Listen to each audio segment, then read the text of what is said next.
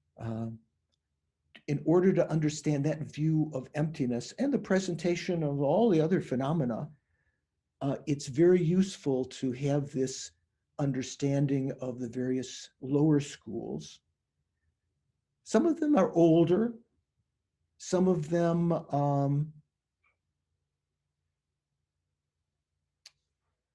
also exist to the present, but they're particular philosophical views that may fit certain individuals, certain people's view of the world, that, you know, something seems right to them. And even the higher schools may not seem right to some of us at present. We might still think some of the lower schools, that must be right. That makes more sense to me.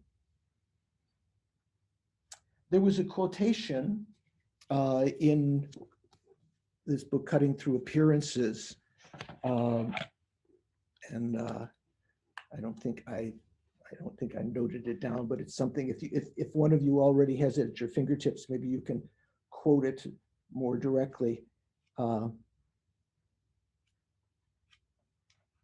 Let's see, something like, yes, it's from the Lankavatara Sutra, the Descent into Lanka Sutra. So this is a story from the time of the Buddha, when the Buddha descended to Lanka, which we call Sri Lanka now. My doctrine has two modes: advice and tenets. To children, I speak advice. To yogis, I teach tenets. So you can, if we're studying tenets, you can think we're yogis and yoginis, right? Advice means, you know, just general, you know, when you have a problem, the Buddha tells you what you can do. But in order to understand how to develop the highest realizations, it's very useful to understand these philosophical schools as the points are presented and so forth. So last time, just as a quick review, the text begins, is written by Jason Chucky Gelson, who is the textbook writer for most of the Sarah J textbooks. You know, Sarah Monastery, where Lama Yeshe, Lama Zopa, Lama Osel all studied, where I had a chance to study. One of the three great Gelugpa monasteries that were in Lhasa, Ganden, which was founded first by Lama Tsongkhapa, and then Sarah and Drebung. Sarah and Drebung and Ganden all have sub-schools. At Sarah, one of the sub-schools is called Sarah J, and another one is called Sarah May. And there was one in the past that may not exist any longer called Sarah Ngakpa, which means sort of like a tantric sub-school there. So Sarah J, the main textbook writer, was Losang Chökyi Gelson. So he begins with homage. I pay homage to the eminent holy beings who are in essence inseparable from Guru Protector Manjushri, which in the Gelugpa tradition we usually understand to mean Lama Tsongkhapa himself, who was an emanation of Manjushri. Here, in explaining the presentation of tenets, there are three outlines: the definitions, divisions, and the meaning of each division. So this will be the same throughout all of the schools. So before we get to the four schools, the general definition of a person who propounds the tenets of the inner beings, here it's translated as Buddhist, but the actual word is Nangpa Sangheba, is a person propounding tenets who accepts the three jewels to be the final objects of refuge and who does not assert any object of refuge other than them. So there, I had mentioned that in this other text presentation of tenets, there's a different definition of a proponent of Buddhist tenets, which was someone who asserts the four seals, which are the views testifying that a doctrine is Buddhist. And so apparently there was some question about that last time. Generally in your own school, let's say, your own philosophical school, there'll be one definition for an object. Now, sometimes different schools have different definitions. They might be equivalent in the end, if you look, but at first, if you debate with, like say, if Sarah J. Monastery is debating with Drebung, or you're debating with someone from Ganden or something like that, their textbooks may have a slightly different definition. And when you are debating with them, they may, if they quote that definition, you may think, oh no, that's wrong. The definition is, as Jason Druggy Gelson said, a person propounding tenets who accepts the three jewels to be the perfect object of refuge and who does not assert any objects of refuge other than them. Here I said perfect because this translation says final, but the actual Tibetan doesn't say final. This is perfect objects of refuge, the correct objects of refuge. So if someone else says it, no, it's someone who, how does it say here? Who asserts or accepts the four seals, which are views testifying that a doctrine is Buddhist. So generally, I mentioned before, these four statements, if a text that you're reading violates any of these, you could say that that text is not a Buddhist text. And also, if a person holds positions that are contrary to any of these, you would say that they are not a Buddhist. This is from the Mahayana point of view, because maybe some of you know, do you know in the Hinayana, do they talk about four seals? Anyone know? Bob, do you know? Sometimes in some of the Theravada traditions and some of the older schools, they say there are three seals. All phenomena are impermanent. All phenomena are suffering. All phenomena are selfless. I don't know. Sorry. And nirvana is peace. Here in the Mahayana, we say that all compounded phenomena, things that come about because of causes and conditions, are impermanent. All contaminated phenomena are suffering. All phenomena are selfless, and nirvana is peace. So these two different interpretations of a Buddhist, someone who's propounding Buddhist tenets, they're essentially equivalent, because from the point of view of meditation or activity, someone who accepts the three jewels, the Buddha, the Dharma, and the Sangha, from the depth of their heart, that's the meaning of a Buddhist. From a philosophical point of view, that's a little bit hard to defend in debate.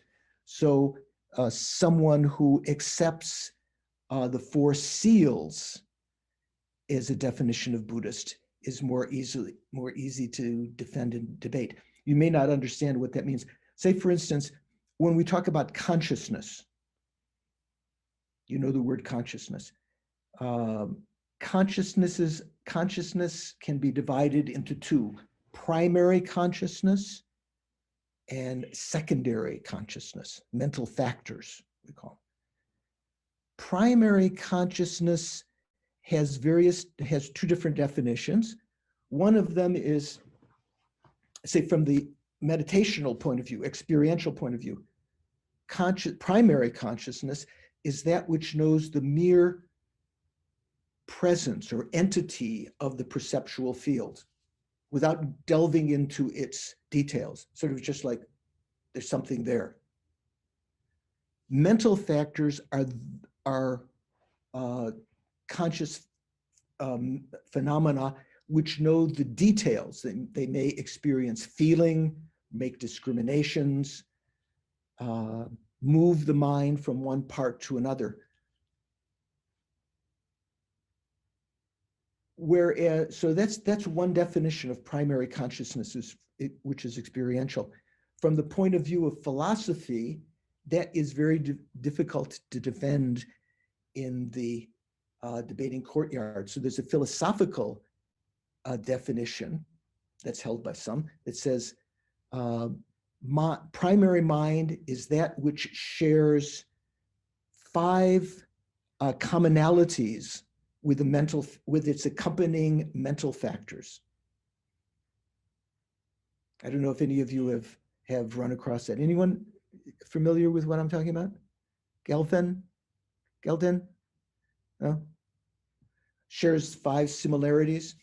Okay, we'll talk about that later, but my point here is that sometimes the definitions, one is more suitable to explain to a yogi or meditator, one is more suitable to defend in philosophical debate.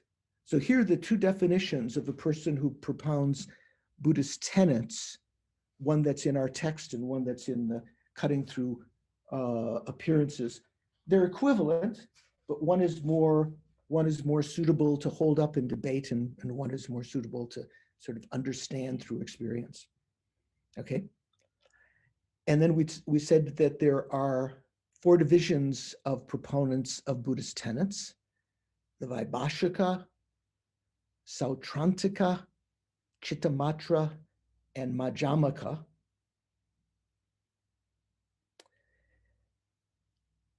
The first 2, the Vaibhashika and Sautrantika, which we'll be studying in the first couple of classes here, are called the proponents of objects.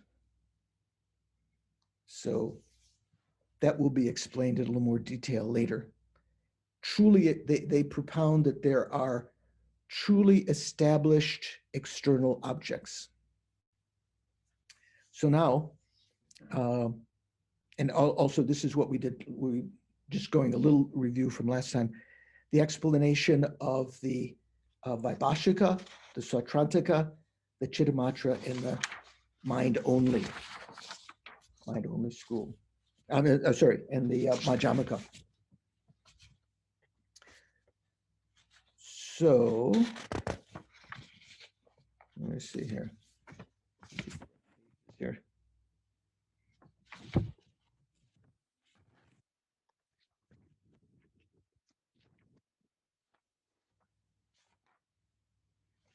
First comes the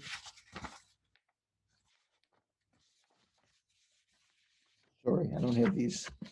When I printed them out, I enlarged them slightly so that I could read it more easily, but the page numbers got excluded. So I have to look here for a second.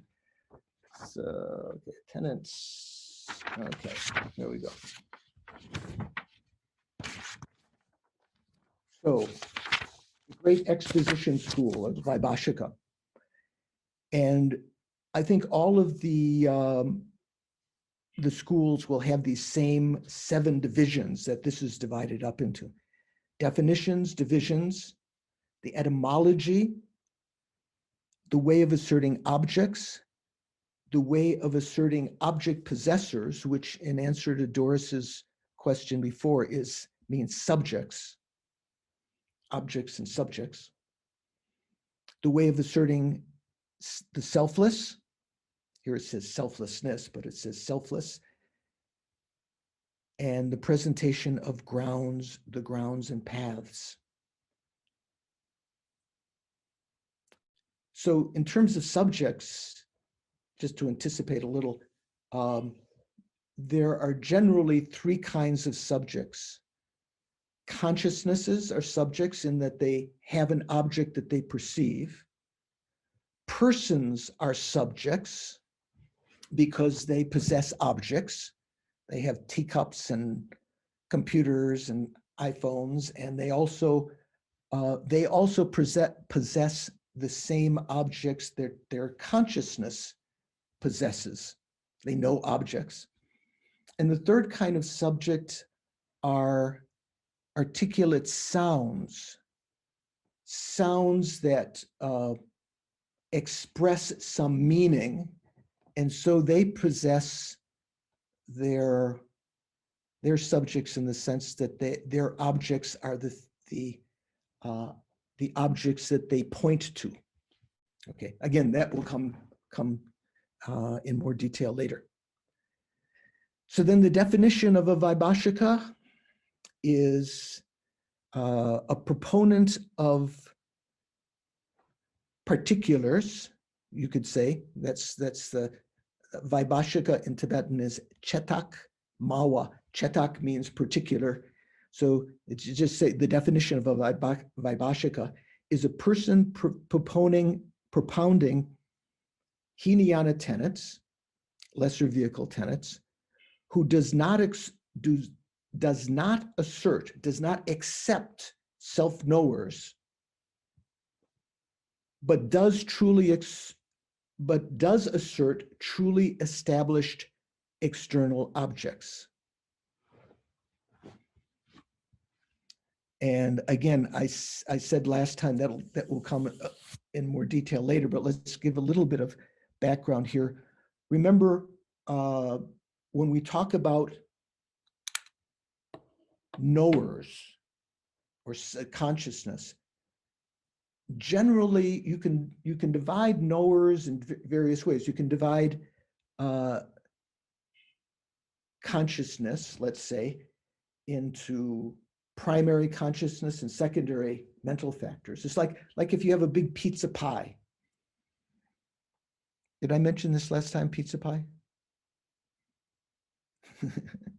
If you have a pizza, you can have it sliced, you can slice it in half one way, or you can slice it into, or you can slice it like sometimes people get these wedge-shaped pieces from the pizza, or you can slice it into squares. Anyone have a preference? I generally like mine is squares rather than the triangle things. What I'm getting at is that one subject that you're looking at, what's one object that you're concerned with, in this case, consciousness. They are subjects, but from the point of view of analysis, they're objects, okay? They can be divided in different ways. You can divide it into contaminated consciousness and uncontaminated consciousness. It's like dividing the pizza in a different direction. You can divide it into primary consciousness and secondary consciousness. Another way of dividing is to consciousness that looks outward and consciousness that looks inward. And here, the difference is not simply like in our meditation, when I was asking you to turn your attention inward away from the outer objects, or even the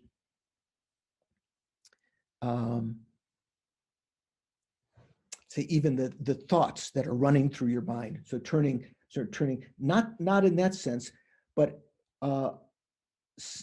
some consciousness is asserted to know that which is other than itself, outside. And some consciousness called self-knowers or self-cognizing awareness, what it does is it's present in all consciousness according to those that accept it. And it knows the mere presence of knowing. This has a little bit to do with memory. That I think that was one of the questions that people had some doubt about last time. Self-knowing, for those that accept self-knowers, they say that, say for instance, I may remember seeing my mug of ginger tea. That is, say the mug of ginger tea is like an external object. So this is an outer knower, knowing that which is other than the consciousness itself. But if I asked, do you remember drinking the tea, experiencing the tea or the ginger drink? How can you generally memory is understood. You know, I saw Bob, I talked to Bob, I remember these various incidents, but how do you remember that you experienced that? You saw Bob, you remember Bob, but how do you remember the experience of seeing Bob? That's a subjective experience, something that the mind knows. So some of the schools that say that you need, that assert or accept self-knowers say that in order to remember that you experienced Bob, you have the memory of seeing Bob, not just you saw Bob, but the memory of that experience. You need to have something which is present in the mind that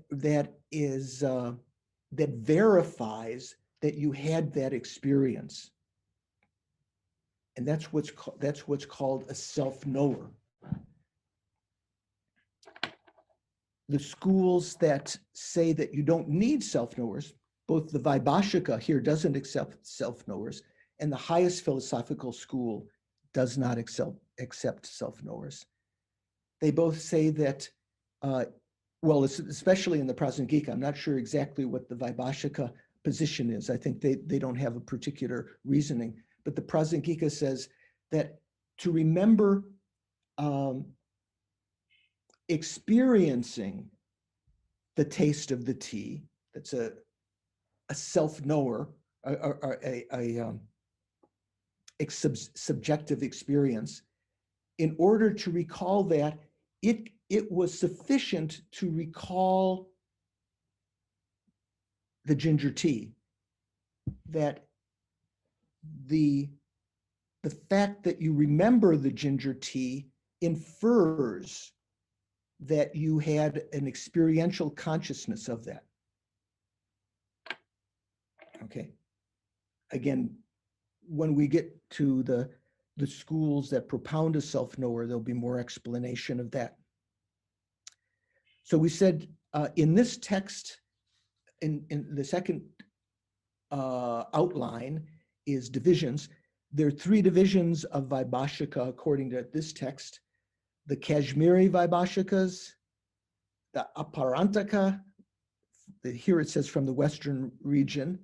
It's not really clear in any of the Buddhist book texts what Aparantaka referred to. It seems like it's kind of like the Bactria of ancient Greece, you know, from Afghanistan to Pakistan to Western India, that area. And the Magadha Vaibhashikas, those that are from the central region, or, you know, from Varanasi to Bodh Gaya, the classic area where the Buddha mainly taught. In other texts, almost universally, it talks about 18 divisions of the Vaibhashika, divided up into 18 different schools, one of which is called the Staiviravada. And Staivira is Sanskrit. In Pali, the equivalent of that is Tera, so Theravada.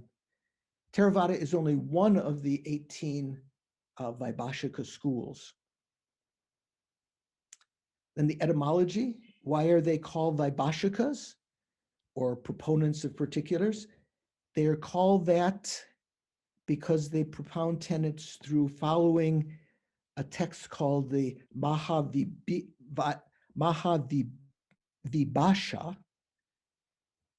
That's one reason. The Mahavibhasha was a great compendium of these Hinayana tenets very, very early.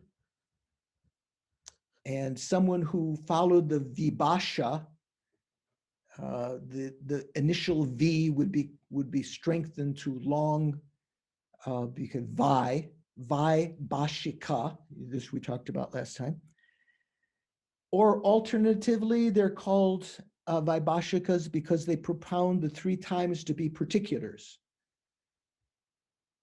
So Vaishya, when we talk about particulars, there are 2 things in general when we talk about logic: generalities and particulars. A generality may be mug. A particular would be, what is this? Yeti aluminum mug. Yeti aluminum mug, you know, Yeti is the brand name, right? Yeti aluminum mug is a particular of mug. Mug is a generality. Color is a generality. White, yellow, red, green, blue are particulars of that generality. So Vaishya means particular, you know, one particular aspect of something. So they're called Vaibhashikas, or proponents of particulars, because they propound that the 3 times are particulars of substances. So substance would be the generality, has many, many different types of particular, you know, particular instances of substance. One of them would be the 3 times: the past, the present, and the future. No other Buddhist school accepts that the 3 times are substances. Okay. How are we doing? I can see some faces remain the same. Ida's face always remains the same. That's just a picture of her there, I guess. Okay. So then we also talked about last time way of asserting objects. So again, objects could be like the pizza pie. You can divide objects into different, you can cut it in different directions, right? Still, it covers all objects. One way of covering all objects is to say that there are permanent, the way of asserting objects. The definition of a thing is that which is able to perform a function. This is a definition that is the same for all of the Buddhist schools, that which is able to perform a function.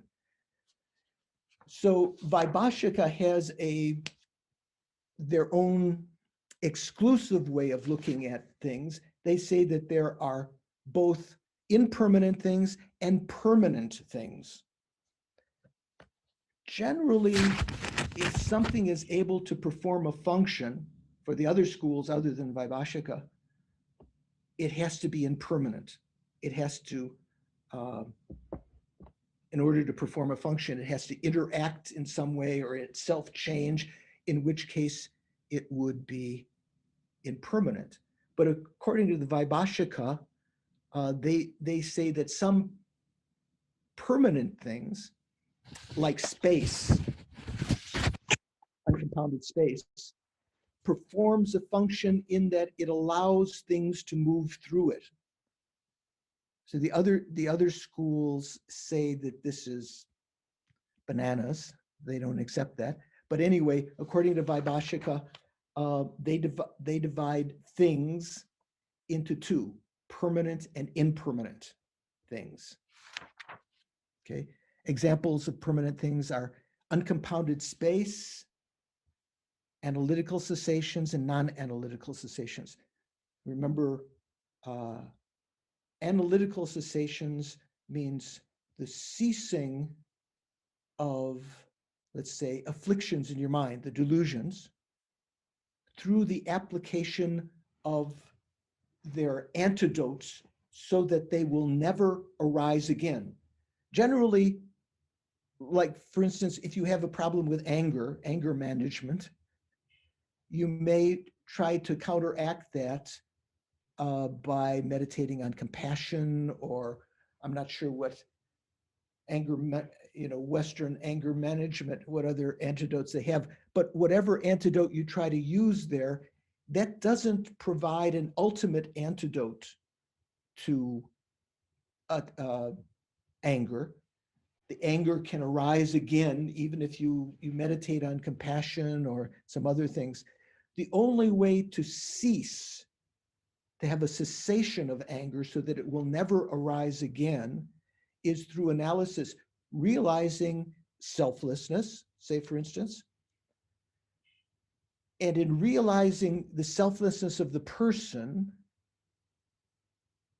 you no longer react to things in the same ways. Instead of being attached to your ginger tea or to another person or to your tenants or whatever, you understand that there is no person here from our side, subjective side, the person is a subject, which exists the way that it appears to the mind, that we are actually lacking that kind of person. Our belief in, our assent to the existence of the person that appears to our mind as being, let's say, substantially existent, some kind of real existent substance. The lack of that, when you meditate on that and you realize that there is no substantially existent person, that eliminates your reaction to things. It eliminates and can cause a cessation of the afflictions, according to the Vaibhashika. Well, even the other upper schools also say if you meditate on the emptiness of the person, not just the lack of a substantially existent person, but you realize the lack of an inherently existent person, that ceases some of the delusions, some of the anger, so that it will never arise again. Those are called analytical cessations. Non-analytical cessations are like when, say for instance, you meditate on compassion for a certain time, and due to the presence of compassion in your mind, anger has no opportunity to rise.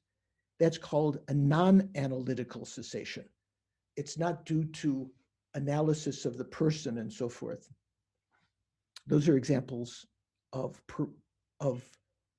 permanent things.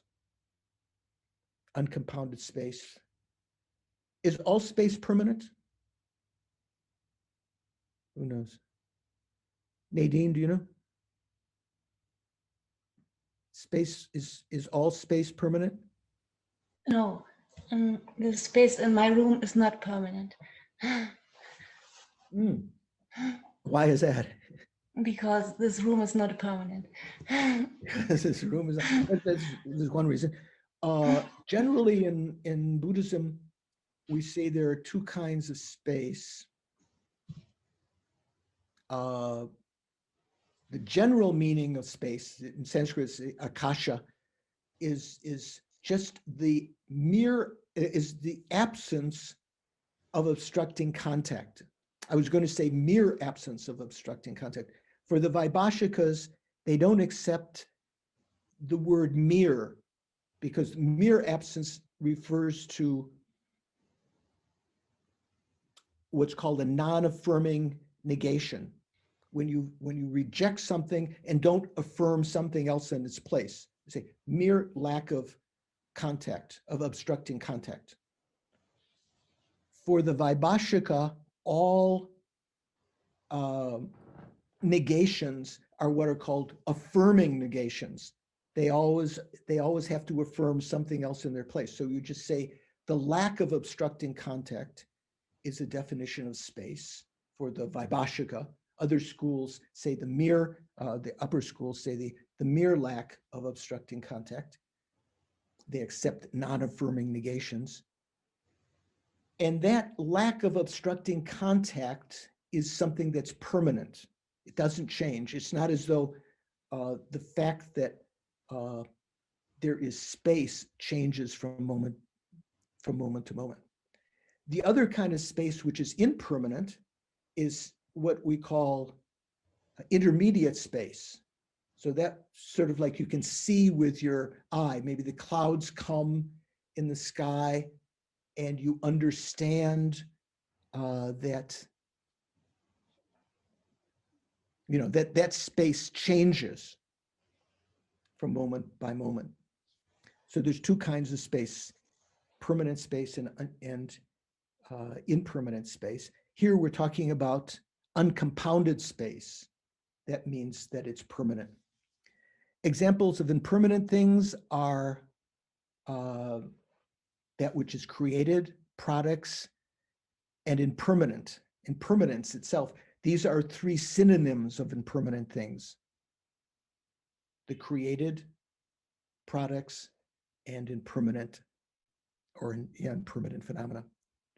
So another way of dividing things, how did we say? One way is cutting the pizza into permanent and impermanent. Another way is into conventional truths and ultimate truths. Did we get this far last time? We talked? Okay. Okay. So conventional truths and ultimate truths.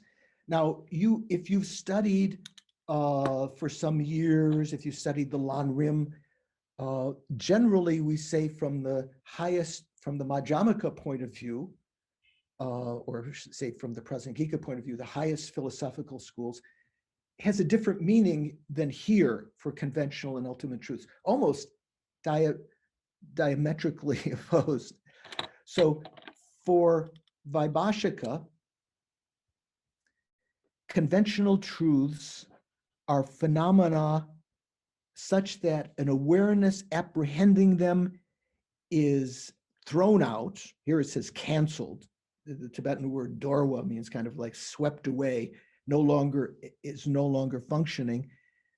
If the phenomena that you're apprehending is broken, say with a hammer, say if you have a vase, if you break the hammer, you have pieces of the vase, your grandmother's Ming vase on the floor, and you may recognize the pieces as having been pieces of the vase, but you don't call that a vase any longer.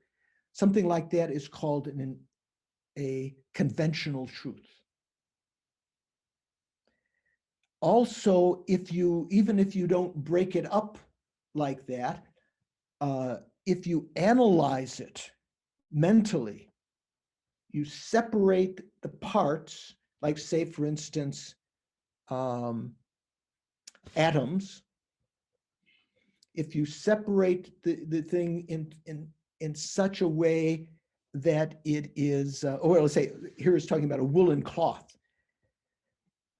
If you take the pieces of the woolen cloth and pull out the threads, separate them, so there's a whole bunch of yarn on your table, you no longer apprehend that as your Kashmiri, what's the famous shawl? You have one on, Karen? You have a shawl? I thought that was yeah, that looks like some kind of shawl. If you were to separate that into its individual threads, the mind apprehending it is also canceled. You no longer apprehend shawl. You might say, oh my, if someone, does that ever happen to you once you pull on some thread of your sweater and it starts unraveling,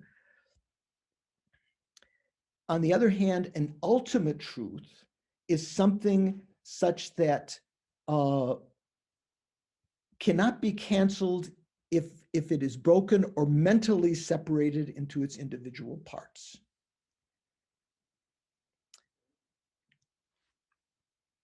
Example of this, illustrations of this, of ultimate truths are, for example, directionally partless particles. So partless particles, when you talk about atoms throughout the ages, different people had ideas of what atoms were, even in Buddhism, we talk about particles of the four elements, fire, earth, water, and air as being comprised of substances. And if you were to take, say, water or say liquid, and you were to divide it up into its component parts, you could get molecules of water. And from our Western point of view, from a Buddhist point of view, if you separated it into smaller and smaller parts, eventually you would come up with the smallest possible part, maybe what we would call atoms of that. And generally, other schools accept smallest parts, like atoms, but they don't assert, as the Vaibhashika does here, that they are directionless. They all have a north side and a south side, an east side and a west side, and up and a down. Is that six positions, right? So if you take a marble, and you could say there's a top, a bottom, a left, a right, a front, and back. If you broke it up into parts, you could get smaller and smaller pieces of glass, let's say, till finally you got to some atoms or some molecules of that. Those would be like the smallest particles of, let's say, in the case of marble, glass, or literally marble, if it's made out of marble. For the Vaibhashikas, though, those particular smallest particles don't have directions. They're just sort of like null spaces, like you can't say that there's a front and a back, a left and a right, and up and a down. Some of the great logicians, Buddhist logicians, criticize such a possibility that you could have directionally partless atoms. Okay. When we talk about the smallest particles for the other schools, we say that there can be partless particles, that they can't be divided any further, but they still have a left and a right, a front and a back, and so forth. So for these kinds of partless particles, directionally partless particles, because you can't divide them mentally, because they're partless, they're said to be ultimate truth. They're like the final analysis. If you get down to it, those things are, in the ultimate analysis, true. Also, they assert consciousness. Let's say our consciousness now has duration, exists for some part, for some time, but any one moment of that consciousness,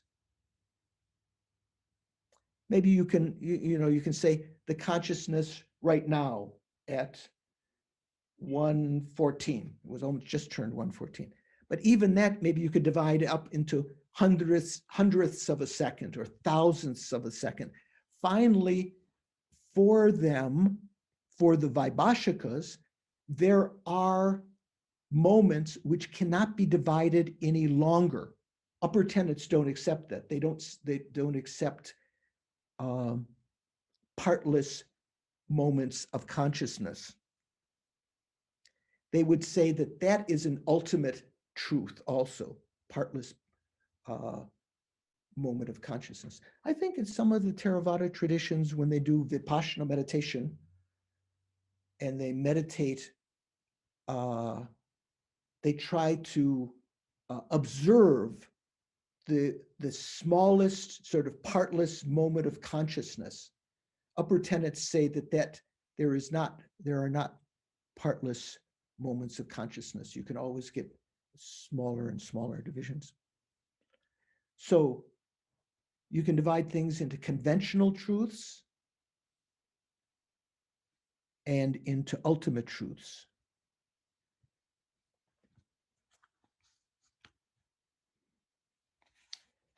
The Abhidhamma Kosha, this text that was written by Vasubandhu, who was one of the great Buddhist saints. Have you heard of Vasubandhu? You know who Vasubandhu was? Yeah.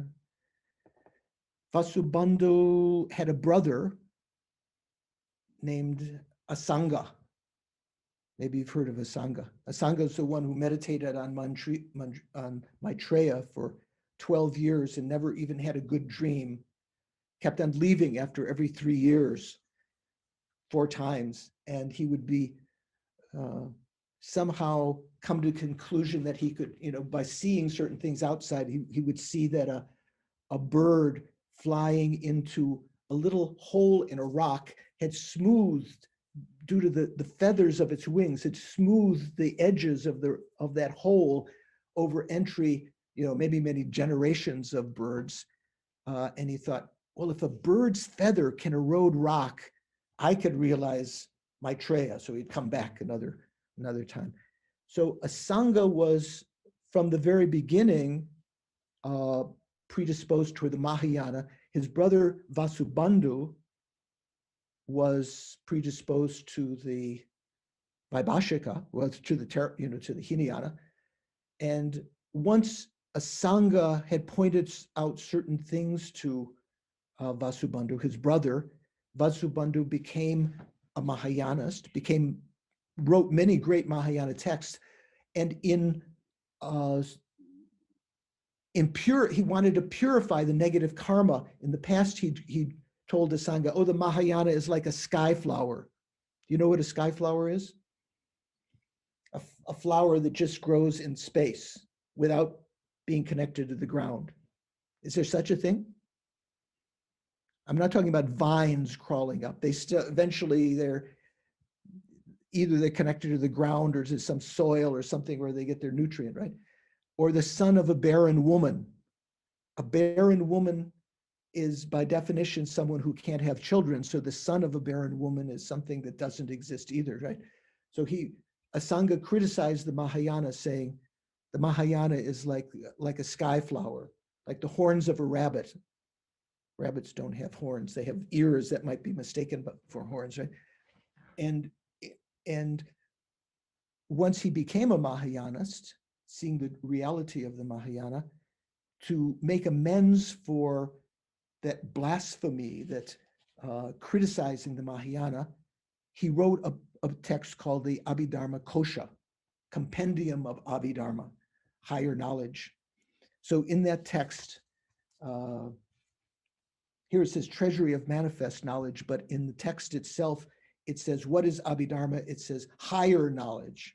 So rather than manifest, it should be higher knowledge. The treasury of higher knowledge, Abhidharma Kosha, says, those things, such as a pot or water, that the mind cannot engage if they are broken or mentally separated into other things, exist as conventional truths.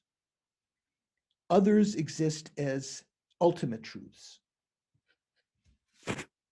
So things that cannot be divided, either cannot be broken or divided into parts, are called ultimate truths.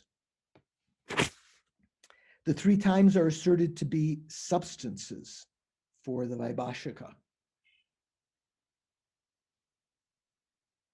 A pot is asserted to exist even or also at the time of the past of the pot, and even at the time of the future of the pot. Maybe this is related to the fact that they accept the 3 times to be substances. Okay, how are we doing? Any questions? Do you need to take a break? Should we just go? Yeah, Doris. I knew this was going to be difficult for me. I've put off doing this module. What I'm finding is, like, I'm really drawn to the, I can't even pronounce the word, prasangika. Right. Yeah. School. So, I mean, because it makes sense to me with my science mind. But now I'm going into the other schools, and I'm finding it hard to understand something that doesn't make sense. And that's what I'm finding about what, what we're doing right now. It just, the way they're viewing it doesn't make sense to me. So how do I digest this material to a level of understanding if I can't make sense out of it? So give me an example of something that doesn't make sense here. Well, I The other guess, people would agree with you. Some of the other schools, they criticize the Vaibhashika for, that. But what example doesn't make, give me an illustration of something. well, maybe I can't be specific here because I'm not knowledgeable yet about how they're using the terminology. If I go to the Chittamatra where everything's mind only, like that doesn't make sense to me at all. That everything's I'm going to use loosely an illusion kind of thing. Like that just doesn't make sense to me. I'm using making sense in that context. Like, no, do you know what I mean? Maybe a little bit. So say, for instance, when you talk about the mind-only school, Chittamatra, where they say that there are no external objects other than projections of the mind. So chitta matra, matra means only mind. All the things that we think are of external objects are actually the entity of the mind, but they still say that there are external objects. They still call those kinds of appearances to the mind. They still say they're external objects, but they are not a different entity than the mind. So that particular point of view fits certain people to say that there is no, well, let me put it a different way. Say from Prasangika point of view, those things that we see as external, Prasangika says they do exist as external objects, different entities from the mind, but they are also illusions, projections. They have no real findable existence the way that they appear. So for some people's minds, the Chittamatra view seems to be, oh yeah, I can get my mind around that. This wasp who bit me before is just on my computer screen. Get him. No, we're Buddhists. I'm kidding. Let's see if he flew away. Okay. I have a little cup and put some paper underneath it. I could keep them for some time. During my retreat, when I would have wasps in here, I would catch them and put them before the meditational deity I was meditating on, a statue, so that they could see through the plastic for some hours before I put them outside. So I tried to give them some blessing. So from, say, for instance, John Landau. I don't know if any of you have heard of John Landau, who was a Buddhist translator, old friend of mine. He translated many of the texts that we have from the Library of Tibetan Works and Archives. He said, for him, Chittamatra view was more logical, made more sense. So although there may be logical inconsistencies when you were presented with another point of view, for some people's minds, these tenets of the Vaibhashika made eminent sense at that time. So if you can think of some illustrations later, Doris, of particular things that you find unreasonable, we'll go back to that. But right now, let's go on a little bit further. How are we doing? Anyone else have a? Yeah, Doris has another one before. And Well, it's just. While she's unmuted. I wasn't referring to anything in specifics. It was just a generality of, trying to learn something so that I can, be knowledgeable on it. In a general sense, it's harder to understand or to learn something that you find doesn't make sense. if that makes sense. Yeah. That's where I'm stuck. Like, how Right, do I, okay, that doesn't make sense. how do I learn something that I can't get my mind to make sense of? Well, you can understand the words and you can understand what they're saying. Say, for instance, directionally partless atoms. That might be something that the other schools don't accept. They say that even the smallest particle of something still has directions. So if that were to be something that bothered you, you could understand that, for instance, what is it? Who's Bob, your physicist? Bosons have no spatial.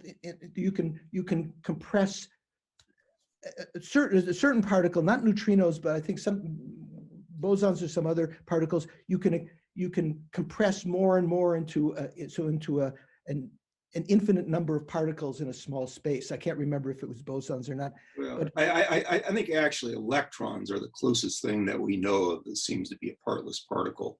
Although some people suspect that even electrons have parts. oh, certainly electrons have part. We've come to quarks. There are at least 3 quarks to make an electron. But there's quarks have to do not with the electron structure. Quarks have to do with the structure of protons and neutrons. Electrons are leptons, and leptons, yeah. And quarks have to do with hadrons. But nonetheless, you know, it's you know, I would say that probably, you know, probably electrons are probably the closest thing to a partless particle. But I think the notion of but I'm talking about directionally partless, so that you can compress more and more. Anyway, let's leave that. You and I can discuss that later. But my point is that there are some points of view that made sense to these people, that there could be, that you could have particles coming together to form a structure that were directionally partless, but they would not make contact with one another. Therefore, there was no need to say that they had directionally partless. So to delve into these, actually to have some appreciation of the subtlety of this, actually takes some greater knowledge about it. So right now we're just putting a little foundation down to understand the general tenets, let's say, of the Hinayana, of one portion of the Hinayana, which has 18 schools, one of which is nowadays we call the Theravada. Okay, and let me just let Aline ask a question before I can continue. Is it Aline or Aileen? Aline. Aline. Hi. Hi. Actually, my first question was exactly about the particles, because I don't have much knowledge of that language. And then you kind of answered, and you already said that's just a foundation. So let's move on. Because I was going to ask, what was the modern view, our modern, like our modern science and physics? Do we agree with that or not? If there is if you can, these tiny particles, they cannot be directional, or whatever was the term you would use. But I think you kind of answered it in a way, because Bob said about neutrinos, and I read about that before. So He was talking about electrons. yeah, I just mentioned neutrinos. Yeah. Neutrinos, Which yeah. are the smallest that we know currently, isn't it? Something like that. And I mean, it's not my area. That's why I don't even want to try. I'm just trying to make some lay sense of the whole thing. Okay, Bob's going to elucidate us on that. And then the other one, it was just, maybe it's because I wasn't here in the other class. I only learned about this week. Why does he say that time, the 3 past, present, and future? Yeah, they're substances. What does the substance word means here? So in general, substances are, if you talk about atomic substances in Buddhism, from the Vaibhashika point of view, it means something which is comprised of subtle atoms built up in such a way as to make what we might call molecules, but let's say larger particles that are comprised of slightly smaller particles. All of those, from the Vaibhashika point of view, anything other than the smallest particle of water element, they're all comprised of all four elements, so that say the fact that water, gross water, is symbolic of the quality of the water element, which is cohesion.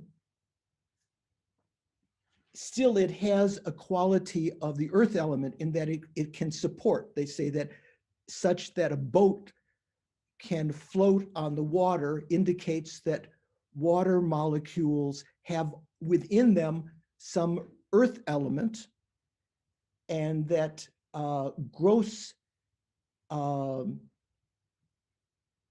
let's see, so earth element, and because it moves, it has some air element in it, wind element, and because it can have temperature, you can heat up the water, it has some heat atoms or fire atoms in it also.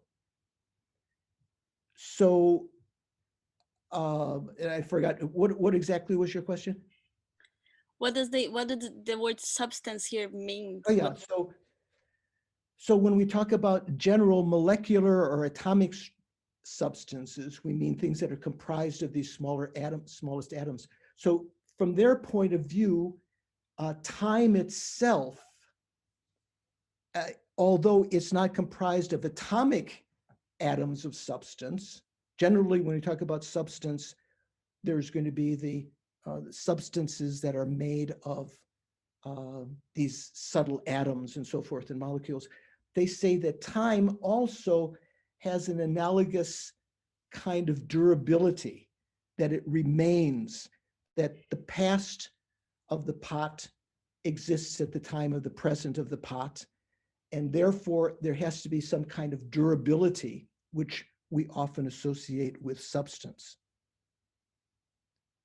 Now, if you investigate these other texts that I mentioned last time, you can delve into these. Sometimes you can find more information in these other texts about those subjects.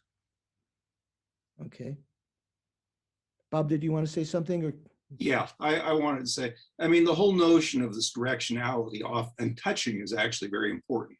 The Vaibhashika believe that these smallest particles don't touch, and therefore they don't need directionality. Other schools believe that the atoms do touch, and so wherever they touch, wherever they make contact, that gives a directional. Because if there's two atoms touching on this side, it's that direction. If it touches from the other side, it gives that direction. But the Vaibhashika says that they don't need to touch, and therefore they don't need directionality. And some of that is sort of, science was primitive 2,000 years ago, and they didn't know about forces at a distance. In modern physics, for example, electrical forces are forces at a distance. Two electrons feel the force between them at a distance. They don't need to touch. In the same way with gravity, Right. objects don't need to touch either.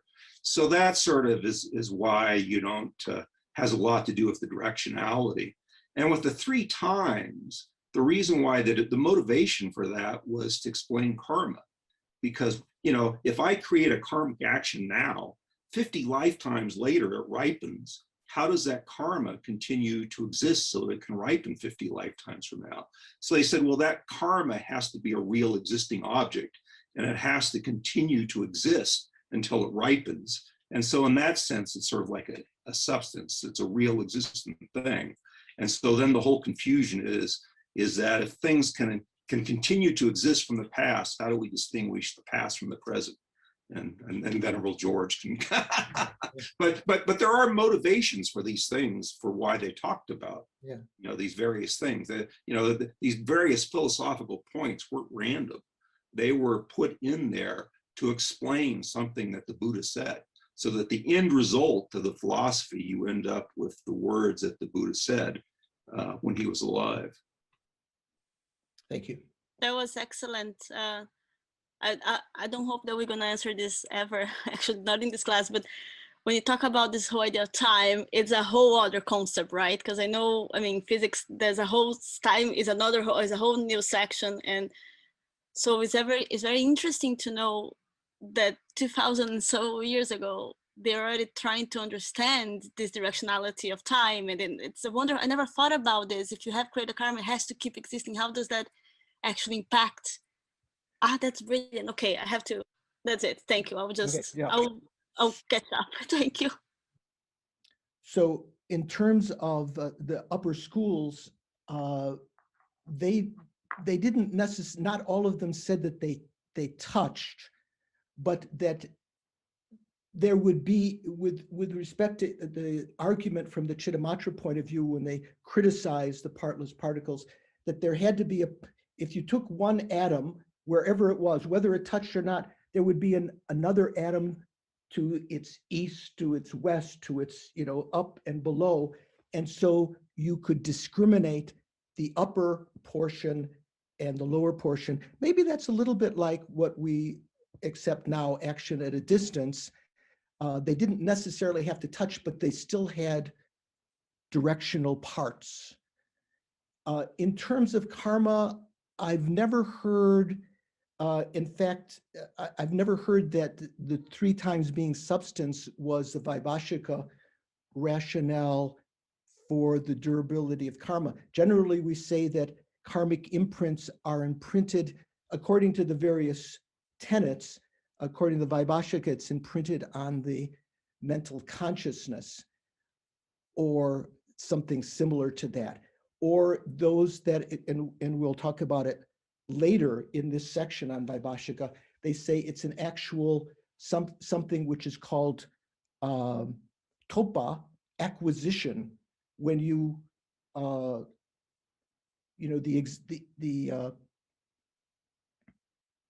when you create the karma for something, like say the karma to experience suffering, that future suffering exists as an acquisition now in your mind, which has some kind of substantial existence.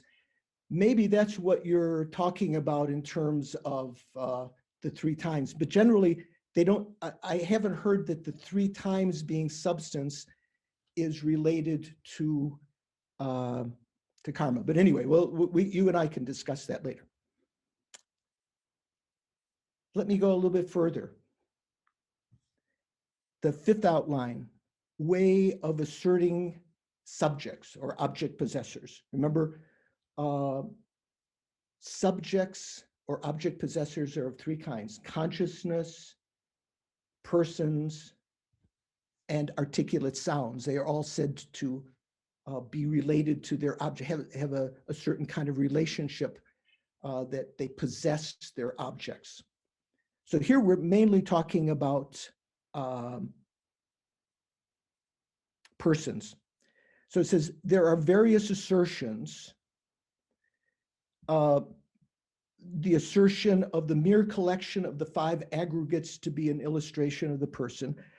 I'm leaving out the words most of the 18 subschools because the text, our text doesn't say that. That's parenthetical by the translator, and I don't, that may be most of the Vaibhashikas, many of the Vaibhashikas assert the mere collection of the 5 aggregates to be an illustration of the person.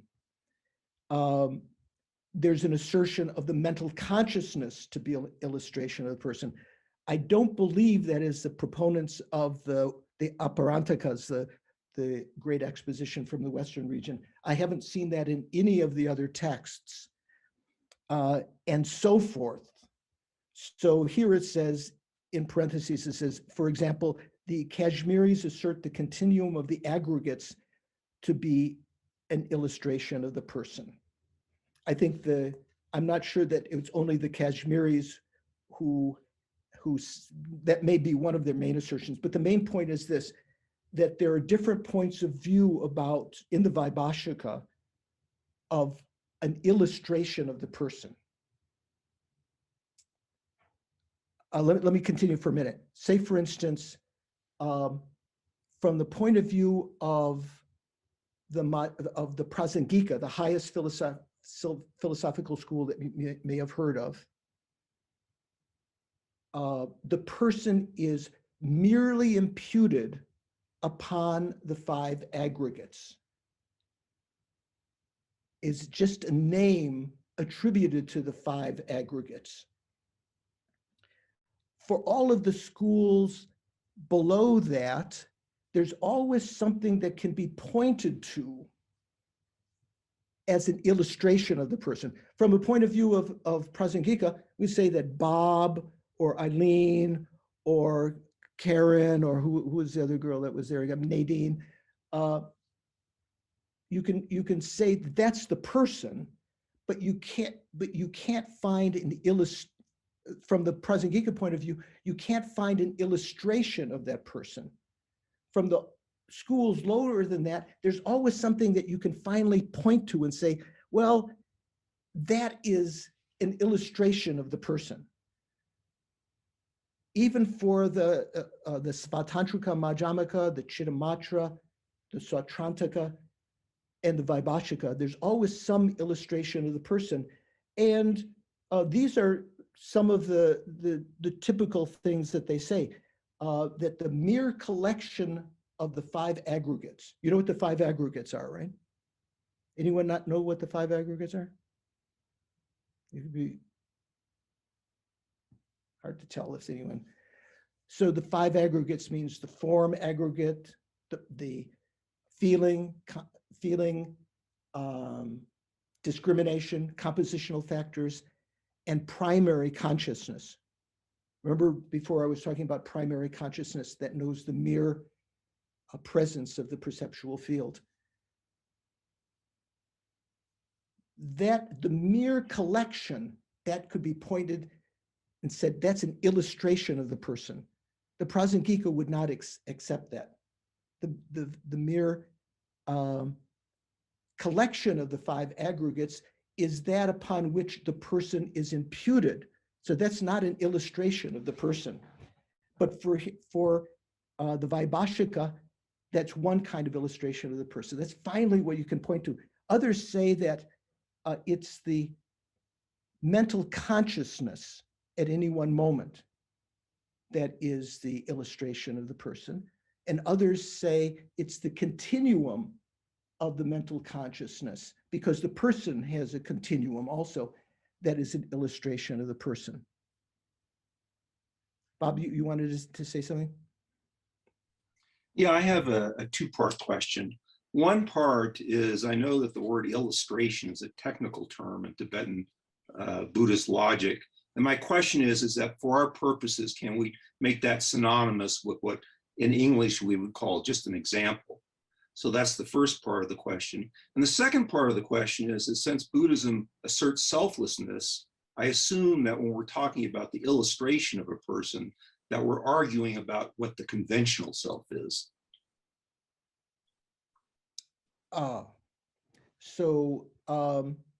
There is a difference between an example and an illustration. Generally, when we study logic in Buddhism, Buddhist logic, an example is something that you posit in order to realize the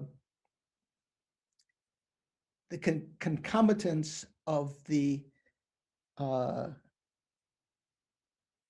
sign on the subject. Say, for instance, pot is impermanent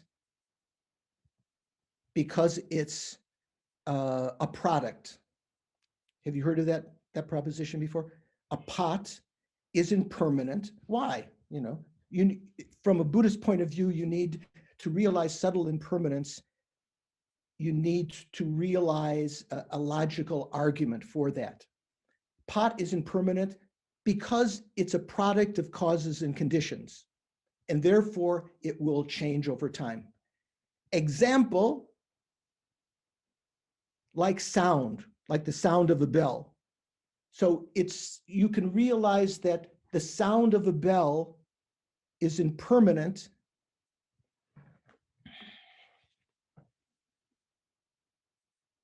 because it's a product of causes and conditions. You ring the bell, causes and conditions. The sound doesn't come unless you do that. It's something that you can realize the concomitants of the sign on the predicate more easily than you can on the subject, more easily than on a pot. At first, you're wondering, is a pot impermanent or not? So that kind of thing is technically called an example.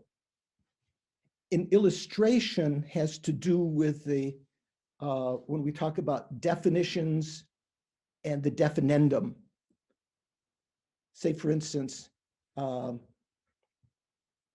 definition of a pot is that which has, so definition, the pot is the definendum, that which is to be defined. So a pot is that which has a fat belly, flat base, a spout, and is able to hold water.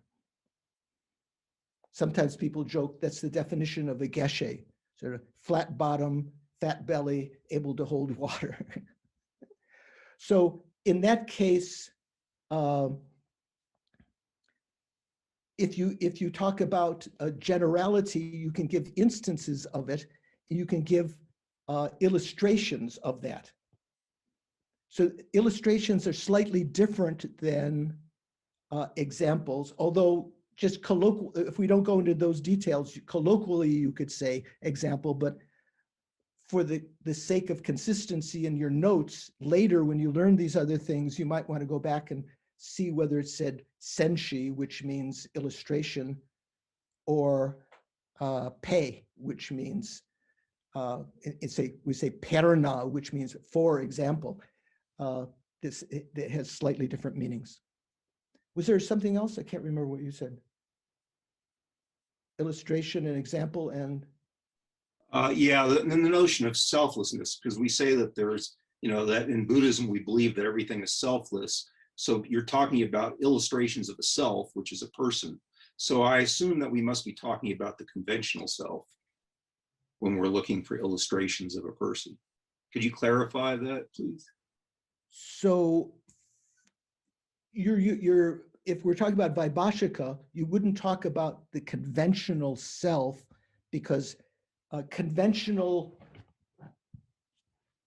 phenomena are those that can be broken up, and ultimate phenomena are those that you don't continue an apprehension of if it's broken up. So from the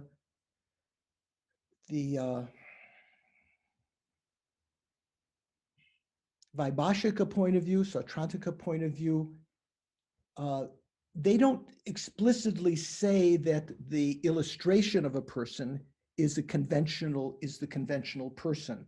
They would just say it's an illustration of the person, something that you can point to, which indicates that the person is there. We'll have more to talk about that, more to say about that as we go through the other schools' presentations of these various things. Let me go on. So this fifth outline, way of asserting object possessors. So the very first thing is persons. So it says that persons are asserted by some, the Vaibhashikas, to be the mere collection of the five aggregates. Just that is the person. Some assert the mental consciousness to be an illustration of the person. It's not saying that that is the conventional person.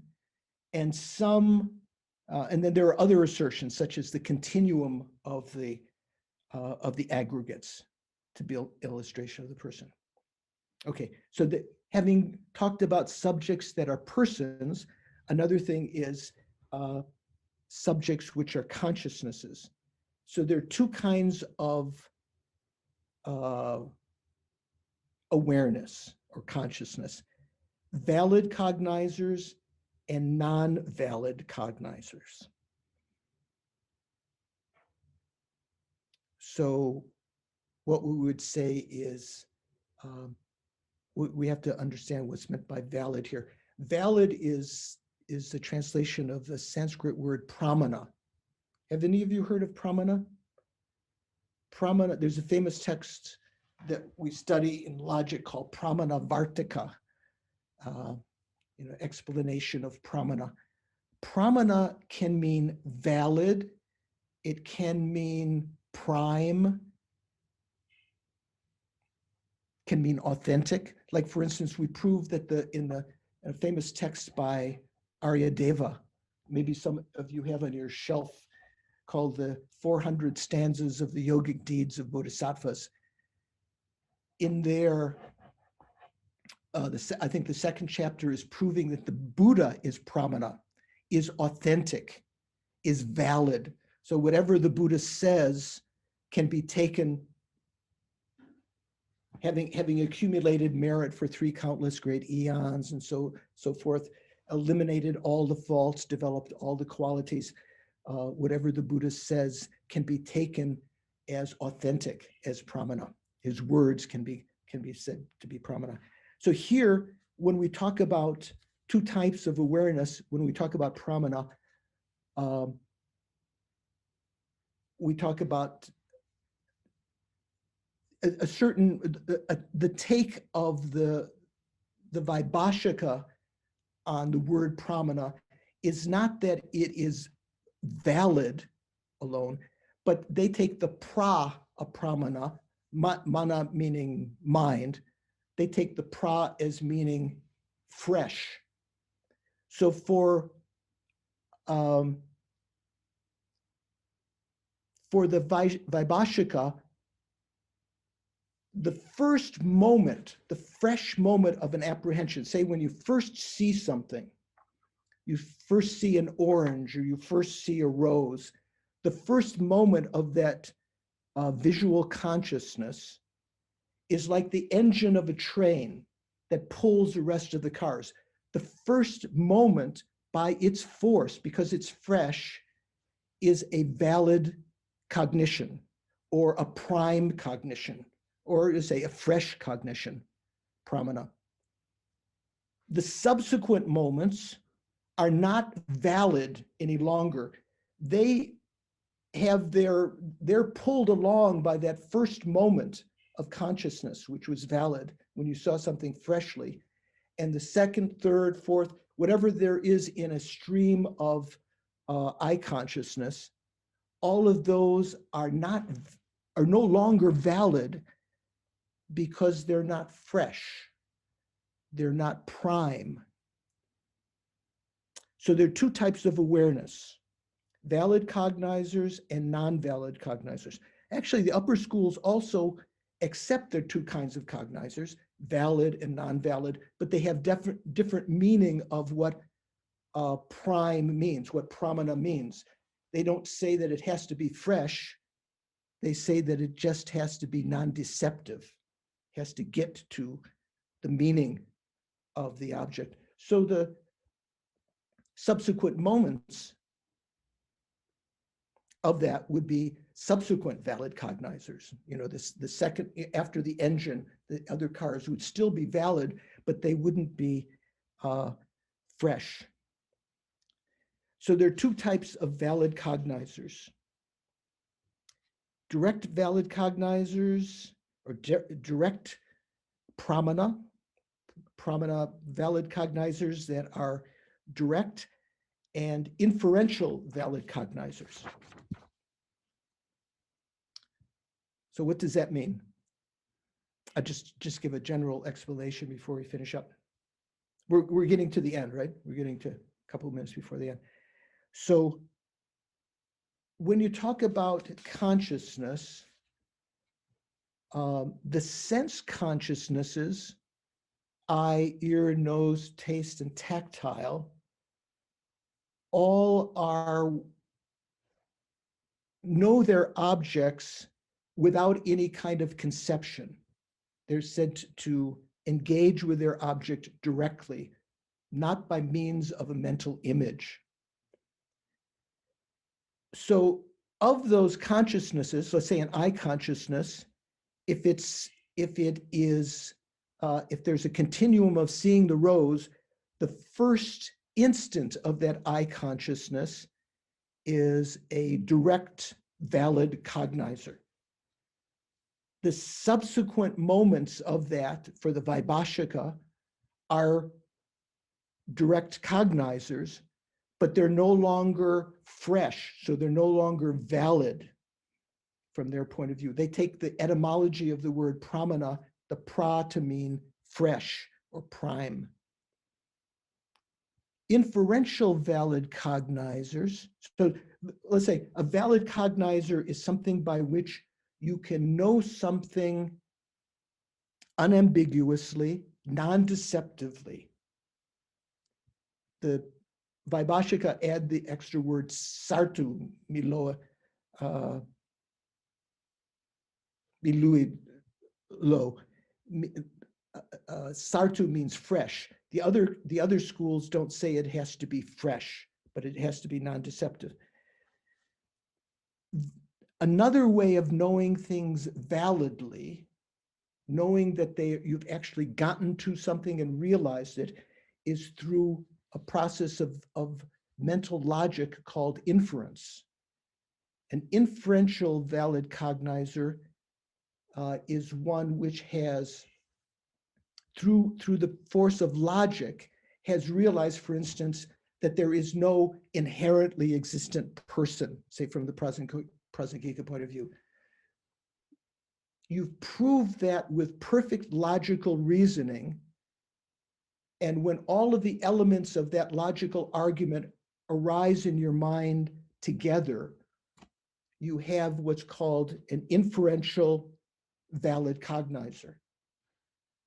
From the Vaibhashika point of view, again, the second moment of an inferential cognizer, when you've realized something by reasoning, the second moment of that is no longer a valid cognizer, no longer a prime cognizer, no longer a fresh cognizer. Okay. Again, we'll review that a little bit next time, but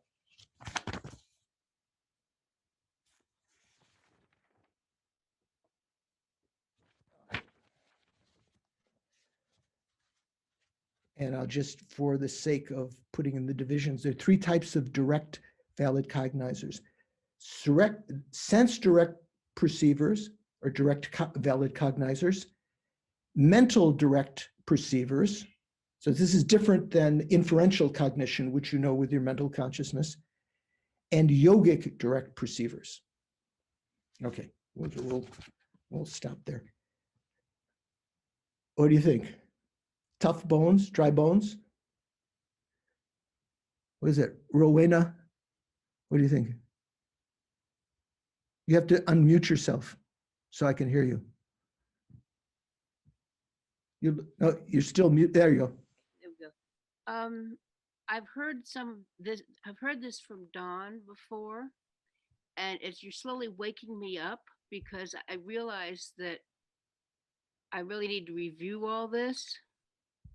I have some idea. I remember getting in a fight with him about what direct cognition was one time, and I'm looking at this now. Okay, what would that mean? And so it's very useful. It's very useful to hear from you how it lays out the way you're putting it. Thank you. Okay. Well, we'll have more information about that when we study Sautrantika and Chittamatra and Prasangika. We all have slightly different views of these things. So generally, direct cognizers are ones that you do not have to, that you know the thing barely, bare perception. There, okay. Okay, or naked perception. By the force of the object coming in contact with the, let's say from a scientific point of view, an image of the object placing itself on the retina of your eye consciousness, which also being present there in that circumstance directly realizes that. For Vaibhashika, they don't accept the idea of an aspect, like if I look at a picture, Mhm. Mona Lisa, the image of that will be upside down on my retina, right? Yeah. So that's called the aspect of the object. For the upper tenets, they say direct realization, the consciousness comes in contact with the aspect of the object. For Vaibhashika, they say, no, there's no aspect of the object. The consciousness knows, the eye consciousness knows the object directly, Okay.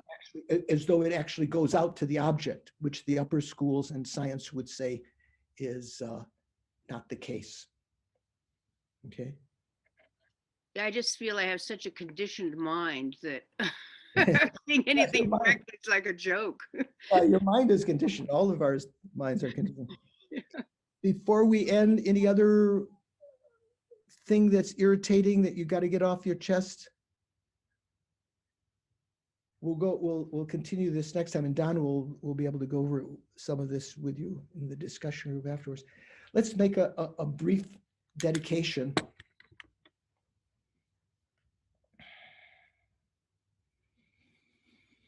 Remember, dedication is kind of like making a decision that your income tax rebate or your $1,400 COVID relief or something is you're going to make a firm determination that it be used for that. So here it's kind of like a prayer, but it's a prayer that has more teeth.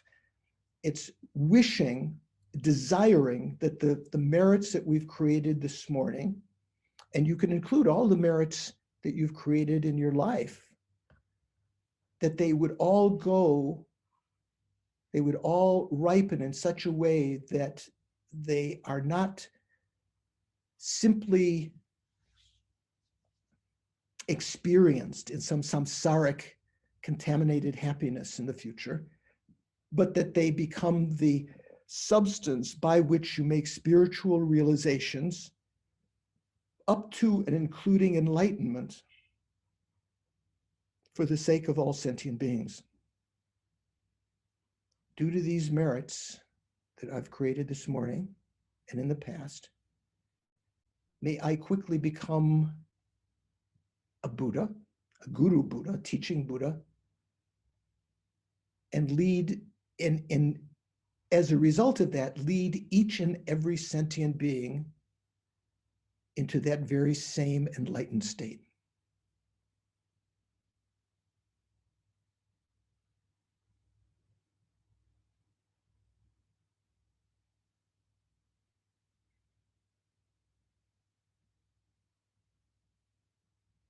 That was the reason, that's what we motivated at the beginning, but the motivation was not enough. That does not necessarily serve as a dedication. At the end, there's always a motivation at the beginning, actual practice that you try to concentrate on, and then dedication of the merits at the end. May the supreme jewel bodhicitta that has not arisen arise and grow, and may that which has arisen not diminish, but increase more and more. The wish-granting, wish-fulfilling jewel, source of every single benefit and happiness in this world, to the incomparably kind Tenzin Gyatso, Dalai Lama, I beseech, may your holy body, holy wishes be spontaneously fulfilled.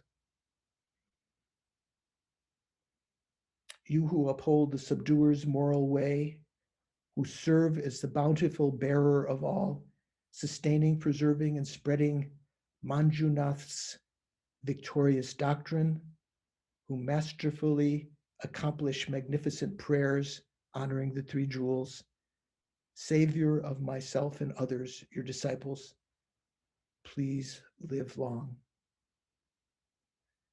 Venerable One, Tenzin Oso, to you whose kindness exceeds that of all the conquerors, for those wanderers in far off places, especially the West, mindful of your loving concern for us in intentionally descending again into a family of a far distant land, we make this request.